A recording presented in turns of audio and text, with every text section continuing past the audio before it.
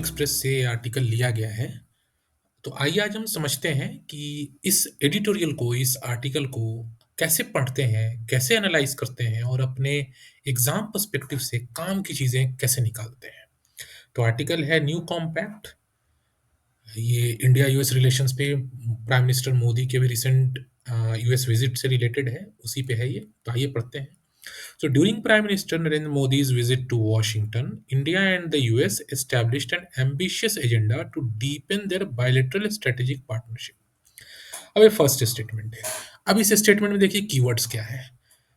Statement तो simple सा ये कह रहा है कि मोदी जी का विजिट हुआ वॉशिंगटन में। क्यों हुआ? एक एजेंडा डेवलप करने के लिए, एस्टेब्लिश करने के लिए, ताकि बायलैटरल रिलेशनशिप को डीपेन किया जा सके और मजबूत किया जा सके। पर कीवर्ड्स क्या है हमारे काम के? पहला कीवर्ड वॉशिंगटन। तो आपको पता होना चाहिए वॉशिंगटन क्या है। नहीं पता है या पता है, बताइए अब कमेंट्स में। तो बता दूं आपको, वॉशिंगटन यूनाइटेड स्टेट्स का कैपिटल है, वॉशिंगटन डीसी। ये हुआ पहला कीवर्ड। सेकंड है, एक एम्बिशियस एजेंडा पे बात हो रही है। एक एम्बिशियस एजेंडा बनाना है। किस लिए? So that depend their bilateral strategic partnership. तो आपको बायलैटरल का मतलब पता होगा। बायलैटरल का मतलब क्या है? बायलैटरल का मतलब दो लोगों के बीच का, दो पार्टीज के बीच का। अब यहाँ पे एक की टर्म हो गया आपका। पहला तो आपको पता होना चाहिए वॉशिंगटन। ये एक थोड़ा सा जीके की बात है। सेकंड इंपॉर्टेंट टर्म आपके लिए है स्ट्रेटेजिक पार्टनरशिप। तो स्ट्रेटेजिक पार्टनरशिप क्या होता है, ये आपको पता होना चाहिए। पहले तो आपको स्ट्रेटेजिक पार्टनरशिप, एक होता है स्पेशल स्ट्रेटेजिक पार्टनरशिप। तो ये कुछ बेसिक चीज की टर्म्स हैं जो आपको पता होना चाहिए। इस आर्टिकल में नहीं दिया गया है, पर आप एक्सप्लोर कीजिए, गूगल कीजिए। नहीं पता, कमेंट कीजिए, मैं उस पर अलग से वीडियो बनाऊंगा। तो Trump's emphasis on reducing the trade deficit, now favoring India, and swift repatriation of illegal immigrants from India has cast a shadow over the relationship. Trump साहब का एम्फेसिस है किस चीज पे? ट्रेड डेफिसिट को रिड्यूस करने पे, एंड ट्रेड डेफिसिट को रिड्यूस करने पे जो कि अभी इंडिया के फेवर में है। मतलब यूएस के लिए ट्रेड डेफिसिट है और इंडिया के लिए ट्रेड सरप्लस है। मतलब जब हम यूएस और इंडिया के रिलेशनशिप की बात करते हैं, इंडिया यूएस के ट्रेड रिलेशनशिप की बात करते हैं, तो यूएस जो है वो डेफिसिट में चल रहा है और इंडिया जो है सरप्लस में चल रहा है। तो ट्रम्प साहब का एम्फोसिस है ट्रेड डेफिसिट को रिड्यूस करने पे और रिपैट्रिएशन ऑफ इलीगल इमिग्रेंट्स के। इंडिया से जो इलीगल इमिग्रेंट्स जो यूएस पहुंचे हुए हैं, उनको रिपैट्रिएशन पे भी उनको रिपैट्रिएशन करने के लिए भी ट्रम्प साहब का एम्फोसिस है। और ये दो इश्यूज ऐसे हैं which had cast a shadow over the relationship. तो एक बड़ा अच्छा सा फ्रेज है कास्ट अ शैडो ओवर। तो आप गूगल कीजिए, पता कीजिए कास्ट अ शैडो ओवर का क्या मतलब है। इसके अलावा इसमें जो काम की बात है यूपीएससी पर्सपेक्टिव से, वो ये है कि पहला एक इशू दिया गया है रिड्यूसिंग द ट्रेड डेफिसिट। दूसरा इशू दिया गया है रिपैट्रिएशन ऑफ इलीगल इमिग्रेंट्स, या आप कहें इलीगल इमिग्रेंट्स का दो इशू है। तो आप ऐसे नोट्स बना सकते हैं इंडिया यूएस, और उसमें आप लिख सकते हैं इंडिया यूएस के इश्यूज क्या हैं। तो अगर इश्यूज में हम बात करें तो आप एक लिख सकते हैं ट्रेड डेफिसिट, दूसरा लिख सकते हैं इलीगल इमिग्रेंट्स।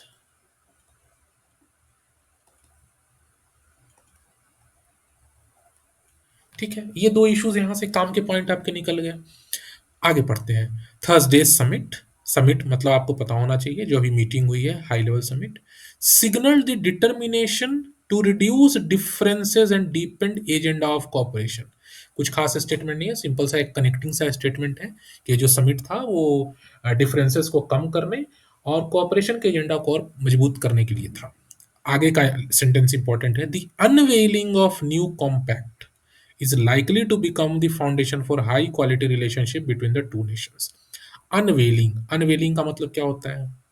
तो आप अलग से अपना कुछ एक कीवर्ड की भी लिस्ट, वोकैबुलरी की लिस्ट बनाते चलिए कि आपको कौन कौन से वर्ड्स आपको पढ़ने हैं। तो पहला वर्ड हो गया आपके लिए, एक तो था कास्ट शैडो, कास्ट शैडो। दूसरा है आपके लिए अनवेलिंग। तो अनवेलिंग का मतलब क्या होता है? अनवेलिंग का मतलब होता है किसी चीज़ को ओपन अप करना, खोलना, खुलासा करना। तो the unveiling of new compact. अब कॉम्पैक्ट क्या है? Compact stands for catalysing opportunities for military partnership, accelerated commerce and technology. तो कॉम्पैक्ट क्या है? तो अगर हम की टर्म्स की बात करें जो आपको पढ़ना चाहिए अलग से, कौन कौन से की टर्म्स हैं? तो एक जो हमने स्ट्रेटेजिक पार्टनरशिप वाली बात की थी, दूसरा है एक कॉम्पैक्ट। कॉम्पैक्ट एक इनिशिएटिव है जो आपको पता होना चाहिए इंडिया यूएस के बारे में। अब इस आर्टिकल में नहीं समझाया है पर आप इसको अपनी तरफ से गूगल कर सकते हैं। ठीक है, तो ये स्टेटमेंट कह रहा है कि अनवेलिंग ऑफ न्यू कॉम्पैक्ट, ये जो नया कॉम्पैक्ट, नया जो इनिशिएटिव आया है, this is likely to become the foundation of high quality relationship. ये जो कॉम्पैक्ट इनिशिएटिव लॉन्च हुआ है, ये हाई क्वालिटी रिलेशनशिप के अच्छे दर्जे के संबंधों के, इंडिया यूएस के संबंधों के लिए एक फाउंडेशन, एक नींव का काम कर सकता है। For India the challenge. अब यहाँ पे इंडिया के चैलेंज के बारे में बात की जा रही है कि इंडिया के लिए चैलेंज क्या है। India challenge lies in translating the result driven agenda articulated Modi and Trump to tangible outcomes. Challenge क्या है कि जो हमने एजेंडा डिस्कस किया वहां जाकर के उसको टेंजिबल आउटकम में कैसे लाए। तो अब एक टेंजिबल वर्ड आपको पता होना चाहिए कि टेंजिबल का क्या मतलब होता है। ठीक है, with Trump expected to visit India later this year, Modi's diplomatic agility in responding to significant US shifts in domestic and foreign policy must now be matched by proactive measures from various ministries. Trump साहब जो है India visit करने वाले हैं 2025 के आखिरी तक quad summit के लिए। तो मोदी की, हाँ, मोदी की जो प्राइम मिनिस्टर मोदी, आप यह ऐसा कहें कि इंडिया की जो डिप्लोमेटिक एजिलिटी है। अब एजिलिटी का मतलब पता होना चाहिए आपको। जो डिप्लोमेटिक एजिलिटी है, किसके लिए डिप्लोमेटिक एजिलिटी? तो जो यूएस का जो सिग्निफिकेंट शिफ्ट है डोमेस्टिक एंड फॉरेन पॉलिसी को लेकर के, उस शिफ्ट को कैसे टैकल करना है, उस शिफ्ट को के लिए कैसे रिस्पॉन्ड करना है, उसके लिए इंडिया की डिप्लोमेसी जो है थोड़ी एजाइल होनी चाहिए, थोड़ी एक्टिव होनी चाहिए, ताकि और वो जो एक्टिविटी है वो वेरियस मिनिस्ट्रीज के लेवल पे ली जानी चाहिए। आप इसको कुछ इस तरीके से समझिए कि जो यूएस की पॉलिसी है अभी, उसको यहाँ पे कहा जा रहा है कि शिफ्ट है, पॉलिसी शिफ्ट है। कैसे? तो ट्रम्प साहब आते हैं तो टैरिफ लगाने लगते हैं, टैरिफ लगाते हैं तो एक्सपोर्ट इंपोर्ट और ट्रेड पे इम्पैक्ट आने लगता है। ट्रम्प साहब जो हैं अनप्रिडिक्टेबल हैं, कभी कुछ बोल दिया, कभी कुछ बोल दिया। अब इन चीज़ों को लेकर के जो इंडिया का अब ये जो पॉलिसी का जो शिफ्ट है, अब ट्रम्प साहब आए तो उन्होंने रशिया यूक्रेन वॉर पे भी वो प्रोएक्टिवली इस चीज़ को परस्यू कर रहे हैं कि वॉर खत्म होना चाहिए। तो ये शिफ्ट आ रहा है यूएस की पॉलिसी में। अब ये जो शिफ्ट है इसको इंडिया कैसे टैकल करे? जब ये टैकल करने की बात आती है तो इंडिया को टैकल करने के लिए अपने लेवल पे थोड़ा-सा प्रोएक्टिव मेजर्स लेने पड़ेंगे, थोड़ा एजाइल होना पड़ेगा। एजाइल मतलब फुर्ती लानी पड़ेगी और फ्लेक्सिबल होना पड़ेगा। एजाइल होना पड़ेगा, फ्लेक्सिबल होना पड़ेगा, तभी तो इन पॉलिसी शिफ्ट से डील कर पाएँगे। तो वही इस स्टेटमेंट में कहा जा रहा है कि डिप्लोमैटिक एजिलिटी की रिक्वायरमेंट है। क्यों? Because there is significant shift in US domestic and foreign policy. ठीक है, अब बढ़ते हैं आगे। तो Modi and Trump exhibited finish. अब फिनिश का मतलब आपको पता होना चाहिए, फिनिश एक क्या वर्ड है। तो Modi and Trump exhibited finish in addressing the issue of illegal immigration. तो ऊपर हमने देखा था ट्रेड डेफिसिट और इलीगल इमिग्रेशन, दो इश्यूज हाईलाइट किए गए थे। तो इस आर्टिकल में भी कहा जा रहा है कि जो मोदी और ट्रम्प साहब की मीटिंग है उन्होंने ऐसी चीज़ों पे काम करा ताकि इशू इलीगल इमिग्रेशन का इशू को एड्रेस किया जा सके। अब इस पैराग्राफ में थोड़ी देर इलीगल इमिग्रेशन के बारे में बात करेगा। तो India has agreed to repatriate verified illegal immigrants from USA. Repatriate का मतलब क्या होता है? तो सपोज कीजिए कि ये यूएस है और ये इंडिया है। तो अब तो पहले आपको पता होना चाहिए कि मतलब कि इमिग्रेशन का मतलब क्या है, फिर माइग्रेशन का मतलब क्या है और इमिग्रेशन का मतलब क्या है। तो इंडिया से लोग चले गए यूएस में, तो ये लोग इमिग्रेट कर गए, और इंडिया और यूएस के लिए यही चीज इमिग्रेट हो गई। मतलब यूएस में लोग आ गए तो इमिग्रेट हो गए, इंडिया से चले गए तो इमिग्रेट हो गए। और ये जो ओवरऑल चीज़ें हैं, ये ओवरऑल चीज़ें आती हैं माइग्रेशन के अंदर। तो इंडिया से लोग इमिग्रेट कर गए, मतलब ये जो माइग्रेशन की एक्टिविटी हुई। अब इसमें से सारे लोग तो इलीगल है नहीं, बहुत सारे लोग गैर कानूनी तरीके से गए हैं, ठीक है। अब तो ट्रम्प साहब कह रहे हैं कि जो गैर कानूनी तरीके से लोग गए हैं उन्हें हम रिपैट्रिएट करेंगे। रिपैट्रिएट का मतलब क्या होता है? रिपैट्रिएट का मतलब होता है कि हम इन लोगों को वापस इंडिया भेज देंगे। तो ये हो गया रिपैट्रिएट और ये हो गया इमिग्रेट, ठीक है। तो यहाँ पे रिपैट्रिएशन की बात हो रही है, तो आपको ये कुछ बेसिक टर्म्स हैं, इनका मतलब आपको पता होना चाहिए, तभी आप आर्टिकल समझ पाओगे। तो India has agreed to repatriate verified illegal immigrants. Verified की बात की जा रही है, मतलब ऐसा नहीं कि आप किसी को ही बोल दोगे कि इंडिया से आया हुआ इलीगल इमिग्रेंट है तो हम उसको ले लेंगे, नहीं। जो वेरीफाइड इमिग्रेंट है इंडिया का, कि हाँ ये जो बंदा है इंडिया का ही है, इंडियन सिटीजन है और गैर कानूनी तरीके से यूएस गया है, हम उसी को वापस लेंगे, ये इंडिया ने कहा। अब बहुत बिल्कुल सही बात है। While Washington is now prepared to collaborate with Delhi to combat human trafficking by targeting criminal networks and facilitators। अब देखिए, जब हम बात करते हैं इमिग्रेंट्स की, इलीगल इमिग्रेंट्स की, तो इलीगल इमिग्रेंट से रिलेटेड चीज एक आ गई आपको, ह्यूमन ट्रैफिकिंग की। तो यूएस ने कहा कि ह्यूमन ट्रैफिकिंग को हम कॉम्बैट करेंगे। अब कॉम्बैट का मतलब आपको पता होना चाहिए, ठीक है। कॉम्बैट का मतलब क्या होता है? तो ह्यूमन ट्रैफिकिंग को एक एक इशू आ गया, रिलेटेड इशू। दूसरा रिलेटेड इशू आ गया क्रिमिनल नेटवर्क्स एंड फैसिलिटेटर्स, जो इस चीज को प्रमोट कर रहे हैं, बढ़ावा दे रहे हैं। अब लोग गैर कानूनी तरीके से खुद से तो नहीं जा रहे हैं ना, बीच में बहुत सारे मिडिल मैन हैं, दलाल लोग हैं जो इस चीज को बढ़ावा दे रहे हैं, तो उस क्रिमिनल नेटवर्क को भी कंट्रोल करने की बात की जा रही है।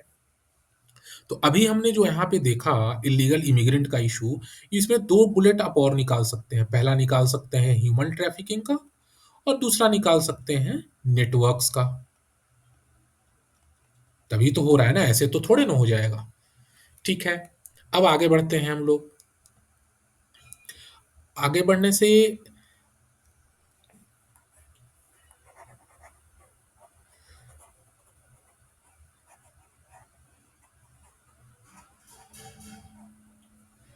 ठीक है,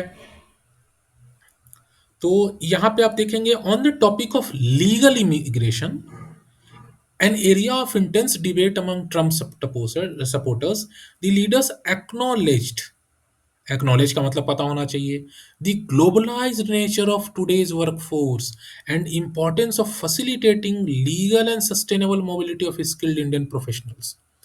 अब जो ये जो माइग्रेंट्स इमिग्रेशन का जो इशू है, कि लोग इंडिया से बाहर जा रहे हैं, इंडिया के लोग यूएस जा रहे हैं, यूएस के लोग इंडिया आ रहे हैं, तो ये इसका सिर्फ निगेटिव नहीं है कि गैर कानूनी तरीके से लोग ही जा रहे हैं।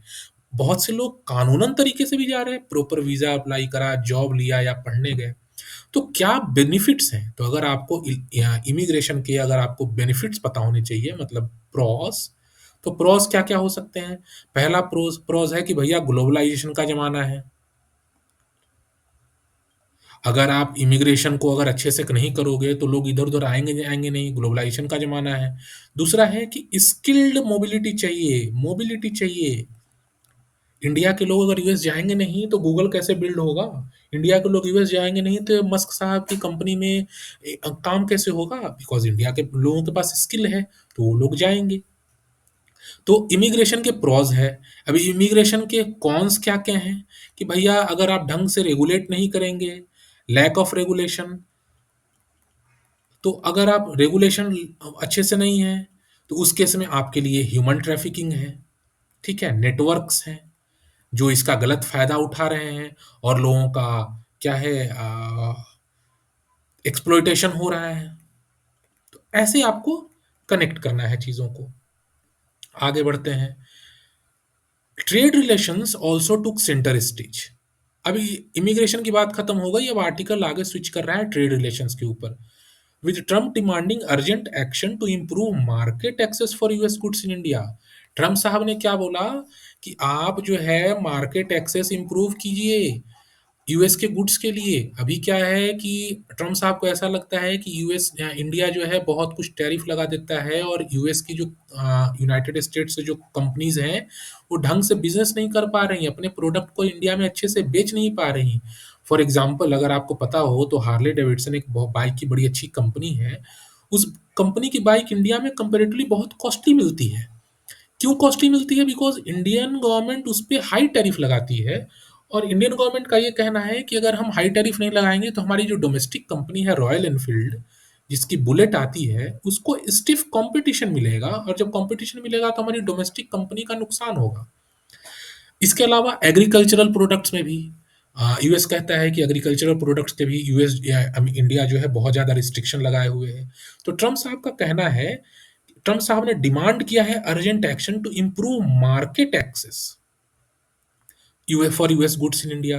His criticism for India's abuse of tariffs reflects a broader critique of the global trading system where other nations benefit from America's open market while restricting access to US products and services. US का market open है, ठीक है, ज़्यादा restriction नहीं है, ऐसा Trump साहब का कहना है। अब इंडिया से जो है कंपनीज अपनी चीज़ें तो एक्सपोर्ट कर दे रही हैं, पर जब यूएस से इंपोर्ट करने की बात आ रही है तो यहाँ पर रिस्ट्रिक्शन लगा दिया, और यूएस की चीज़ें जो है इंडिया में कॉस्टली हो जा रही हैं। जब इंडिया में यूएस की चीज़ें कॉस्टली हो जा रही हैं तो इंडिया की डोमेस्टिक कंपनी जो है उनको तो मुनाफा हो रहा है, पर यूएस की कंपनीज को नुकसान हो रहा है। तो ट्रम्प साहब का वही यहाँ पे कहना है कि आप जो हो मार्केट एक्सेस को इम्प्रूव कीजिए। तो ट्रेड रिलेशंस के एस्पेक्ट पे ट्रम्प साहब ने क्या-क्या बातें कही हैं? ट्रेड के एस्पेक्ट में क्या-क्या बातें कही है? पहला कहा है टैरिफ को लेकर के कि ये जो अब्यूज़ ऑफ टैरिफ है इसको ठीक कीजिए। दूसरा कहा है मार्केट एक्सेस इम्प्रूव कीजिए। इंडियन यूएस प्रोडक्ट्स को इंडिया में अलाउ कीजिए, प्रमोट कीजिए और उनको एक्सेप्ट कीजिए, तभी तो यूएस की कंपनीज़ भी इंडिया में बिज़नेस कर पाएँगी। ठीक है, अब आगे बढ़ते हैं। Trump prepares to impose reciprocal tariffs. ये एक बहुत हॉट टॉपिक होने जा रहा है। ट्रम्प साहब के पिछले प्रेसिडेंसी में बहुत इंपॉर्टेंट टॉपिक रहा था ये। तो आपको पता होना चाहिए रेसिप्रोकल टैरिफ क्या होता है। तो Trump prepares to impose reciprocal tariffs. He has provided India with the opportunity to negotiate a fair trade arrangement in the coming months. Trump साहब ने ट्रेड के बारे में क्या बोला है? एक तो टैरिफ हो गया, टैरिफ पता होना चाहिए और फिर आपको रेसिप्रोकल टैरिफ भी पता होना चाहिए। ट्रम्प साहब ने बोला कि हम एक ट्रेड अरेंजमेंट पे काम कर सकते हैं। अब ट्रेड अरेंजमेंट क्या है? तो आप मान के चलो कि free trade agreement, bilateral investment treaty, ये कुछ रिलेटेड टर्म्स हैं जो इकोनॉमी के स्टैटिक पार्ट में आता है। इन चीज़ों के बारे में आपको पता होना चाहिए। अब ये चीज़ें अगर आपको पता है तो आप इस स्टेटमेंट को बहुत आसानी से सिलेबस से कनेक्ट कर पाएंगे। आगे बढ़ते हैं। The two nations have set an ambitious target of achieving $5 billion in annual bilateral trade by 2030। अब ये बहुत अच्छा फैक्ट है। $5 बिलियन का एनुअल बायलेटरल ट्रेड, मतलब इंडिया और यूएस में जो ट्रेड हो 2030 तक, इस ट्रेड की जो वैल्यू है वो $500 बिलियन हो जाए। अब इसमें कितने ज़ीरो होंगे भाई साहब, आप लोग देख लेना, मेरी मैथ्स थोड़ी-सी कमज़ोर है। तो ये आप देख लेना कि $500 बिलियन का मतलब कितने करोड़ रुपए होते हैं। तो इन्होंने टारगेट सेट किया है कि 2030 तक हम जो है अपना बायलैटरल ट्रेड $500 बिलियन का करेंगे। बहुत अच्छा पॉइंट है। इसको आप याद कर सकते हैं, नोट कर सकते हैं। नेसेसिटेटिंग का मतलब क्या है? ये एक अच्छा वर्ड हो सकता है, आप अपनी वोकेबलरी में ऐड कर सकते हैं। Necessitating a comprehensive revaluation of India's trade strategy. India's trade strategy का एक रिवैल्यूएशन होना चाहिए। A need that has become increasingly urgent amid a slowdown in India's external trade and rising complaints from trade partners regarding the protectionist policies. तो कहना है कि जो $500 billion का है टारगेट, ये ऐसे थोड़ी ना अचीव हो जाएगा। इसके लिए इंडिया को अपनी ट्रेड स्ट्रेटजी को रीइवैल्यूएट करना पड़ेगा, मतलब एसेस करना पड़ेगा कि भैया इसको इम्प्रूव कैसे किया जा सकता है। इसको रीइवैल्यूएट करने की क्यों ज़रूरत है? सिर्फ इसलिए ज़रूरी नहीं है कि यूएस के साथ ही ट्रेड करना है। Revaluation of India's trade strategy is also important because India के अपने एक्सटर्नल ट्रेड में स्लो डाउन हो रहा है। Slow down in trade, India का जो ट्रेड है दूसरी कंट्रीज के साथ उसमें एक स्लो डाउन हो रहा है। दूसरा एक रीजन दिया जा रहा है कि इंडिया के जो ट्रेड पार्टनर्स हैं उन्होंने वो भी अक्सर कंप्लेन करते रहते हैं कि इंडिया जो है रिस्ट्रिक्शंस इंपोज करता रहता है। तो ये जो स्टेटमेंट है, ये स्टेटमेंट, ये इंडियन एक्सप्रेस का एक ओपिनियन है, आप कह सकते हैं कि इंडिया को अपनी ट्रेड स्ट्रेटेजी को रीइवैल्यूएट करना चाहिए। बिकॉज़ अगर आप रीइवैल्यूएट नहीं करेंगे, तो आपको ट्रेड करने में मुश्किल होगी। और बात सिर्फ यूनाइटेड स्टेट्स की नहीं है, बात है बाकी कंट्रीज़ के साथ भी। आपका जो ट्रेड है देयर इज़ स्लो डाउन, मतलब आपके एक्सपोर्ट्स कम हो रहे हैं, इम्पोर्ट्स आप आत्मनिर्भर भारत कर रहे हैं, बहुत अच्छी बात है। बट कॉम्पिटेंसी बढ़नी चाहिए, बाहर की कंपनीज के साथ आपका ट्रेड होना चाहिए, इंडियन कंपनीज को बाहर विदेशों में मार्केट में मौका मिलना चाहिए, तभी तो आप अच्छे से मार्केट बना पाएंगे और अपनी इकोनॉमी को आगे बढ़ा पाएंगे। अगर आप ऐसा नहीं करेंगे तो सिर्फ डोमेस्टिक डोमेस्टिक कहने से काम नहीं चलेगा। तो ये बातें कही गई हैं यहाँ पे। अब बढ़ते हैं लास्ट पैराग्राफ में। In contrast to the challenges surrounding immigration and trade, immigration और ट्रेड इस पूरे आर्टिकल का दो फोकस पॉइंट है। इनफैक्ट इंडिया यूएस रिलेशनशिप में भी दो फोकस पॉइंट है, इमिग्रेशन और ट्रेड। तो यहाँ कहा जा रहा है कि ये जो चैलेंजेस है इमिग्रेशन और ट्रेड को, उसके कॉन्ट्रास्ट है, मतलब उसके अपोजिट में अपॉर्चुनिटीज भी हैं बायलेटरल टाइज के लिए। अब तक हम लोग बातें करते आ रहे थे चैलेंजेस की, कि भैया इंडिया यूएस रिलेटेड रिलेशंस में क्या क्या चैलेंजेस हैं। इमिग्रेशन का चैलेंज है, ट्रेड का चैलेंज है, टैरिफ लगाते हैं, बिजनेस अच्छे से नहीं हो पा रहा, मार्केट नहीं है। इस पैराग्राफ में अपॉर्चुनिटीज की बात कही जा रही है कि इंडिया यूएस जो जो है उसमें अपॉर्चुनिटीज क्या क्या है। तो अपॉर्चुनिटीज क्या क्या है भैया, बायलेटरल टाइज के एनहेंस कैसे हो सकते हैं। एनर्जी सेक्टर एक बहुत तगड़ा अपॉर्चुनिटी है। इंडिया जो है एक मेजर इंपोर्टर है हाइड्रोकार्बन का, और यूएस जो है एक सिग्निफिकेंट एक्सपोर्टर है। तो अपॉर्चुनिटीज क्या है एनर्जी सेक्टर में। अब हाइड्रोकार्बन क्या होते हैं, तो आप देखिए हाइड्रोकार्बन को आप एनर्जी के एस्पेक्ट में पता करके देखिए हाइड्रोकार्बन क्या होते हैं। एक्चुअली जितने गैस है, ऑयल है, उनके एक्सपोर्ट इंपोर्ट की बात, उनसे रिलेटेड चीज़ों की बात यहाँ पे कही जा रही है। तो एनर्जी सेक्टर एक अच्छा है, क्यों? बिकॉज इंडिया जो है वो इंपोर्ट करता है और यूएस जो है वो एक एक्सपोर्टर है। तो अगर ये इंपोर्ट और एक्सपोर्ट अगर आपस में करने लगे तो एनर्जी सेक्टर एक अच्छा अपॉर्चुनिटी दे सकता है। तो both countries have agreed to strengthen cooperation in nuclear energy sector. Nuclear energy sector में भी दोनों कंट्रीज के लिए एक अच्छी अपॉर्चुनिटी है। ठीक है। विच एक्सपीरियंसिंग रिवाइवल ऑन डिफेंस, एक अगला ऑप्शन दिया जा रहा है, अपॉर्चुनिटी डिफेंस का दिया जा रहा है। डिफेंस में भी अपॉर्चुनिटी है। कैसे भाई अपॉर्चुनिटी है? India is prepare to increase imports from of US arms and Trump साहब भी रेडी है एग्जिस्टिंग रिस्ट्रिक्शंस और defence technology transfer to India. Defence में अपॉर्चुनिटी कैसे है कि भैया इंडिया जो है आर्म्स, यूएस आर्म्स खरीदने के लिए अग्री हो रहा है, और ट्रम्प साहब जो भी कह रहे हैं कि बहुत सारे जो हम डिफेंस टेक्नोलॉजी इंडिया को देने के लिए तैयार हैं। अभी उन्होंने फाइटर F-35 फिफ्थ जनरेशन जो है उनका एयरक्राफ्ट, उसके बारे में बात करी है। तो leaders also committed to expending the technological cooperation. जो इमर्जिंग टेक्नोलॉजीज हैं उनमें भी है, जो इमर्जिंग टेक्नोलॉजीज हैं उसमें भी, जैसे कि एआई के क्षेत्र में भी हम कोऑपरेट कर सकते हैं, वो भी एक हमारी अपॉर्चुनिटी है हमारे लिए। उसी तरीके से रीजनल सिक्योरिटी में भी हम दोनों कोऑपरेट कर सकते हैं। रीजनल सिक्योरिटी में कैसे कोऑपरेट कर सकते हैं, तो भैया आपके लिए इंडो पैसिफिक पैसिफिक है और आपके लिए मिडिल ईस्ट है। तो यहाँ पे कहा गया है कि अपने एंगेजमेंट इंप्रूव कर सकते हैं इंडो पैसिफिक में और मिडिल ईस्ट में। तो ये दो चीज़ें, एक अपॉर्चुनिटी दे रहा है इंडिया यूएस के लिए। ठीक है। इस तरीके से अगर आगे बढ़ें तो ये जो आर्टिकल है अब यहाँ पे कंक्लूड करने वाला है कि the potential of a new strategic compact between the two nations is underpinned. Underpinned का मतलब पता होना चाहिए, आप वोकैबुलरी अपनी मजबूत कीजिए। Underpinned by the convergence of Modi's India first policy and Trump's America first approach. तो इंडिया फर्स्ट पॉलिसी और अमेरिका फर्स्ट अप्रोच, इसमें कन्वर्जेंस की बात कही जा रही है। कन्वर्जेंस मतलब तालमेल बैठाने की बात की जा रही है।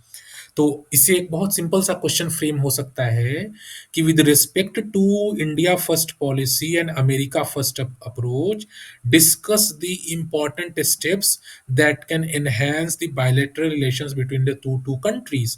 तो ये एक स्टेटमेंट ऐसा है जो कि खुद ही बहुत ज्यादा वैल्यू लोडेड है। आपको एनालाइज करना होगा, आपको वे फॉरवर्ड निकालने होंगे कि India first policy and America first approach, इन दोनों में तालमेल कैसे बिठाएं भैया। इन दोनों में तालमेल कैसे बैठाएं कि दोनों कंट्रीज को बेनिफिट हो और फ्रिक्शन ना हो दोनों में, दोनों मिलजुल के एक साथ काम कर सके with a heightened emphasis on self interest and a flare for deal making may have set India and US on a promising path. ठीक है, सेल्फ इंटरेस्ट की बात कही जा रही है कि बोथ द कंट्रीज हैं वो सेल्फ इंटरेस्ट के लिए काम कर रहे हैं, अच्छी बात है, सेल्फ इंटरेस्ट होना चाहिए। और डील भी बनाने क्रैक करने के चक्कर में है कि हम एक ट्रांजैक्शनल रिलेशनशिप में रहेंगे, आप हमारी मदद कीजिए, हम आपकी मदद करेंगे। तो इस तरीके से इस आर्टिकल में ये सारी बातें कही गई हैं। अब आपको इस आर्टिकल में इन चीज़ों को समझना होगा कि भाई साहब, आर्टिकल तो हमने पढ़ लिया, पर इसमें से काम की चीज़ें हम कैसे निकालेंगे।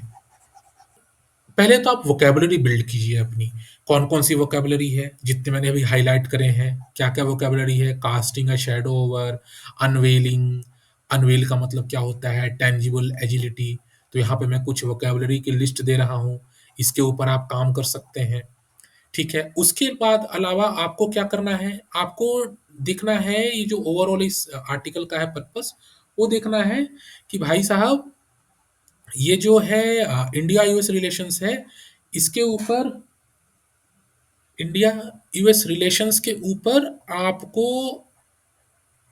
क्या-क्या चीज़ें हैं, जो चैलेंजेस क्या-क्या हैं, क्या-क्या इरिटेंट्स हैं इंडिया यूएस रिलेशंस के ऊपर। जैसे कि अगर आप देखें तो जैसे हमने बात करी टैरिफ की, ट्रेड की, ठीक है, इल्लीगल इमिग्रेंट्स की, तो इन सारी चीज़ों को आपको कनेक्ट करना है, इन सारी चीज़ों को आपको समझना है कि इंडिया यूएस रिलेशंस के लिए क्या-क्या चीज़ें हैं काम की, क्या-क्या चैलेंजेस हैं, क्या-क्या इश्यूज़ हैं, और आपको इसके साथ-साथ देखना है कि इंडिया यूएस रिलेशंस में क्या-क्या अपॉर्च्युनिटीज़ हैं, जो अभी हमने थोड़ी देर पहले देखा कि क्या-क्या अपॉर्च्युनिटीज़ हैं। और इन सब के साथ आपको अमेरिका फर्स्ट और इंडिया फर्स्ट, इन दोनों पॉलिसी को कैसे तालमेल बिठाना है, इसकी बात भी करनी चाहिए। इन सब चीज़ों को यहाँ पे मैं नोट करके दे रहा हूँ, आप उसको नोट कर सकते हैं। अगर इनमें से किसी स्पेसिफिक चीज़ पे आपको अलग से एक्सप्लेनेटरी वीडियो चाहिए, तो कमेंट में ज़रूर बताइएगा, मैं उसके ऊपर अलग से वीडियो बनाऊँगा। आई होप कि आपको ये वीडियो अच्छा लगा होगा।